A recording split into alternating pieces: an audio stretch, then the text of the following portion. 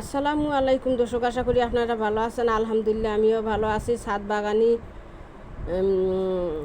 আপা ভাবি চাচি খালা যারা আছেন, ছাদ বাগানে গরমের দিনে কি করবেন, নিজের বাগান থেকে এই যে জবা ফুল, আজকে আমার কাছে একটি ফুল ফুটেছিল, সেই জবা ফুল মেহেদি পাতা নিয়ে আইছি, তুলসী পাতা নিয়ে আইছি, জাত নিমের পাতা নিয়ে আইছি, এখানে অ্যালোভেরা জেল নিয়ে আসছি গাছের টাটকা টাটকা। এই জেল দিয়ে একটা মিশ্রণ তৈরি করব মাথায় ব্যবহার করার জন্য। মাশাআল্লাহ, মাথাও ঠান্ডা থাকবে, আপনাদের বাগানও ঠান্ডা থাকবে। এখানে মেহেদি পাতা,